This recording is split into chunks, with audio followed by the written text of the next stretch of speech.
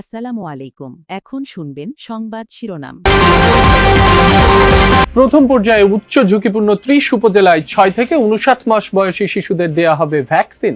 বাচ্চার বয়স 2 বছর 7 মাস। আমি আধা ঘন্টা হয়েছে আসছি। দ্বিতীয় যুগে পা রাখল যমুনা টেলিভিশন। পথ যত কঠিনই হোক, সত্যের পক্ষে অবিচল থাকার অঙ্গীকার। কোটি প্রাণের ভালোবাসা আর আস্থায় উচ্চারিত হয়। তেল নিতে আজও পাম্পে পাম্পে দীর্ঘ অপেক্ষা। প্রয়োজন মতো জ্বালানি না পাওয়ার অভিযোগ। বিপাকে গাড়ি চালক ও মালিকরা।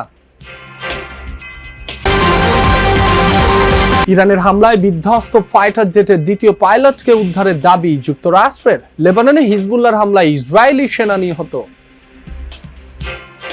আসসালামু আলাইকুম। এখন শুনবেন সংবাদ শিরোনাম। দর্শক, নবাবগঞ্জ উপজেলা স্বাস্থ্য কমপ্লেক্স বিশেষ টিকাদান কর্মসূচির অনুষ্ঠানে কথা বলছেন স্বাস্থ্যমন্ত্রী সর্দার শওকত হোসেন। আমরা সরাসরি যাচ্ছি তার বক্তব্যে। প্রস্তুতি নিচ্ছেন আমাদেরকে এই মিজেলসের ভ্যাকসিন দেওয়ার জন্য, কিন্তু অবস্থা আরো যখন খারাপ হয়ে গেল, সি কেম ফরওয়ার্ড। গ্যাভি নামক একটা সংস্থার কাছে 2,19,00,000 ডোজের এই ভ্যাকসিনটা আছে। আমরা তখন রাতারাতি চিন্তা করলাম, আমাদের টাকায় যেটা আমরা কিনতে যাচ্ছি ইউনিসেফের কাছ থেকে, সেইটা পাওয়ার আগে এইটা দিয়ে আমরা স্টার্ট করি। ইউনিসেফের ভ্যাকসিনটা পাইলে এটা তাদেরকে ফেরত দিব, বাকি যেটা থাকবে আমরা কন্টিনিউ করে যাব, বছর ধরে আমরা সবাইকে কভার করব। এই তড়িৎ সিদ্ধান্তের কারণে আজকে আমরা এই টিকাদান কর্মসূচি সারা বাংলাদেশে শুরু করেছি। 5টি স্থানে আমরা নিজেরা থেকে করতেছি। এখানে আমি এবং ডিজি সাহেব আসলাম, কক্সবাজারে আমাদের স্বরাষ্ট্রমন্ত্রী দিচ্ছেন, জয়দেবপুরে আমার স্বাস্থ্য, গাজীপুরের স্বাস্থ্য প্রতিমন্ত্রী গিয়েছেন, আমাদের পাবনাতে গেছেন সচিব সাহেব, পাবনাতে গিয়েছেন। প্রতিদিন এই কাজটা আমাদের চলবে। আমরা কাদেরকে দিচ্ছি? 6 মাস থেকে 59 মাস, 5 বছরের নিচে। তার কারণ ওয়ার্ল্ড হেলথ অর্গানাইজেশন, ইউনিসেফ সমন্বয়ে পরীক্ষা করা হয়েছে। 82% রোগী যারা হামের এখন আসতেছেন তারা এই যে 5 বছরের নিচে 6 মাসের উপরে ম্যাক্সিমাম। কাজে আমরা টার্গেট করেছি সর্বপ্রথম এই গ্রুপটাকে 6 মাস থেকে 59 মাস, মানে 5 বছরে 1 মাস কম, এটাকে আমরা সম্পূর্ণরূপে কভার করবো টিকা নিয়ে। তারপরে আমরা বাকি গ্রুপটাকে কভার করবো ইনশাল্লাহ। আজকে থেকে আমাদের শুরু হচ্ছে। এর মধ্যে কিছু প্রবলেম ছিল, আমরা সেই প্রবলেমগুলি আমরা মিট আপ করেছি।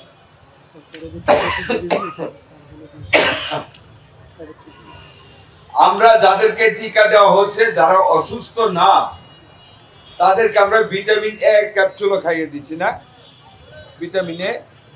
সবাইকে ভিটামিন এ দেব। তবে যারা রোগে অসুস্থ হয়ে গিয়েছে, যাদের জ্বর, যাদের হাম আক্রমণ করেছে, তাদেরকে ভিটামিন এটা দেওয়া হবে না। শুধু যারা সুস্থ আপনারা এসেছেন তাদেরকে ভিটামিন এটা দেওয়া হবে। যারা এখন অসুস্থ। দেশের 18 জেলার 30 উপজেলায় একযোগে শুরু হয়েছে হামের বিশেষ টিকাদান কর্মসূচি। রাজশাহীর গোদাগাড়ী উপজেলা স্বাস্থ্য কমপ্লেক্সের 28টি এবং 9টি ইউনিয়ন ও পৌরসভার 3টি অস্থায়ী কেন্দ্রে একযোগে টিকা প্রদান শুরু হয়। 6 মাস বয়সের নিচে হামে আক্রান্তদের ভিটামিন এ ক্যাপসুল খাওয়ানো হচ্ছে। এর আগে উপজেলার মাটিকাটা কমিউনিটি ক্লিনিকে টিকাদান কর্মসূচির উদ্বোধন করেন জেলা প্রশাসক কাজী শহীদুল ইসলাম। আজ থেকে প্রতিদিন সকাল 8টা থেকে বিকেল 4টা পর্যন্ত টিকা প্রদান করা হবে। কর্মসূচি চলবে আগামী 3 সপ্তাহ। আমার যে প্রকোপটা হয়েছে এই জন্য আর এই টিকা দিয়ে আসছি, আমাদের জন্য অনেক উপকার হয়েছে। আশেপাশে অনেক উপদ্রব বাড়ছে। বাচ্চার বয়স 2 বছর 7 মাস। আমি আধা ঘন্টা হয়েছে আসছি। টিকা দেওয়া। এ বিষয়ে আরো জানাতে গাজীপুর থেকে যুক্ত হচ্ছেন সহকর্মী পলাশ প্রধান। পলাশ, টিকাদান কর্মসূচিতে অভিভাবকরা শিশুদের নিয়ে কতটা উপস্থিত হচ্ছেন, উপস্থিতি কেমন দেখছেন, কি বলছেন তারা? আসলে রাব্বি, সকাল থেকেই মূলত একযোগে কার্যক্রম শুরু হয়। আমি যদি বলি যে গাজীপুরের 5টি উপজেলার যে আনুষ্ঠানিকতা শুরু হয়েছিল, যে মির্জাপুর ইউনিয়ন পরিষদে, এখানে কিন্তু আসলে আমরা দেখেছি যে এত উচ্চে পড়া আসলে পরিবার পরিজন ছিল, তাদের লোকজনকে নিয়ে আসা হয়েছিল, যে কারণে কিন্তু আমরা দেখছিলাম এখানে যারা উপস্থিতি ছিল তারা বাবা মা তারা কিন্তু আসলে অতিষ্ঠ হয়ে যায়। তবে এই যে বাচ্চারা তারাও কিন্তু আসলে অতিষ্ঠ হয়ে গিয়েছে। কেউ কেউ এই রোদে আসলে তারা অস্থিরতা হয়েছে, অর্থাৎ অসুস্থ হয়ে গেছে এমনটা হয়েছে। তবে এখানে যারা স্বজনরা রয়েছে তারা বলছে, যারা গার্জিয়ান রয়েছে তারা বলছিল যে এই স্থানটি আসলে বড় হওয়ার দরকার ছিল, তাদের যে ব্যবস্থাপনা সেটিও নিয়ে আসলে বিভিন্ন ত্রুটি বিচ্যুত অনেক কথা বলছিল। তবে এই যে টিকাদান শুরু হয়েছে এখানে কিন্তু আসলে হাতে গোনা কয়েকটি বোধ থাকার কারণে এখানে কিন্তু শতে শতে এই যে বাচ্চাদেরকে নিয়ে আসা হয়েছিল তারা কিন্তু আসলে সঠিকভাবে আসলে প্রয়োগ করতে পারছে না, এমনটা কিন্তু আমাদেরকে জানাচ্ছিল যারা গার্জিয়ানরা আসছে তারা বলছিল যে এই যে স্বাস্থ্যকেন্দ্রে আজকে যে তাদের যে আসলে আনুষ্ঠানিকভাবে যেভাবে আসলে টিকা কর্মসূচি ছিল সেটি আসলে আরো ভালো হওয়ার কথা ছিল, যেন বাচ্চাদের স্বাচ্ছন্দ্যে তারা যেন টিকা দিতে পারে সেই ব্যবস্থা রাখার কথা ছিল। তবে পরিশেষে যে বিষয়টা আমরা দেখছি যে আসলে রৌদ্র এবং প্যান্ডেলবিহীন যে আসলে ক্ষুদ্র যে জায়গাটি, সেই জায়গাটি থেকে আসলে কিন্তু আমরা দেখছিলাম যে অনেক শিশু এবং পরিবাররা কিন্তু অতিষ্ঠ হয়ে গেছে। তারা একটি সিরিয়াল মেনটেন ছিল, সেখান থেকে গিয়ে কিন্তু বিভিন্ন গাছপালা নিচে বসে তারা টিকা কখন দেবে সেই বিষয় কিন্তু আসলে অপেক্ষা করছে। পলাশ, আপনাকে ধন্যবাদ। প্রিয় দর্শক, আপনাদের ভালো লাগার ভালোবাসার যমুনা টেলিভিশন দ্বিতীয় যুগে যাত্রা করলো আজ। এই মাহেন্দ্রক্ষণে আপনাদের প্রতি কৃতজ্ঞতা জানানোর ভাষা নেই আমাদের। শুধু ঘোষণা করতে চাই, টিম যমুনার দায়বদ্ধতা শুধু দর্শকের কাছে। সত্যকে সত্য, মিথ্যাকে মিথ্যা বলার যে ব্রত নিয়ে চলেছি আমরা, সে পথ মসৃণ না হলেও থাকতে চাই অবিচল। সবার আগে সঠিক তথ্য গভীর থেকে তুলে আনা সাধনায় আমাদের মাথায় তুলেছেন আপনারা। পরিস্থিতি যত কঠিনই হোক, টিম যমুনা সে পথে হেঁটে যেতে চায় বিচ্যুতিহীন। মাহফুজ মিঠুর ক্যামেরায়, বাকিটা সুমাইয়া ঐশীর রিপোর্টে।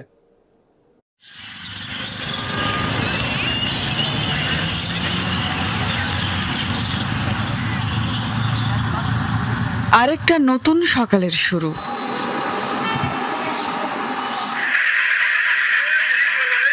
অবিকল তথ্য, সার্জারির এই পদ্ধতিকে বলা হয় ইলিজার্ভ।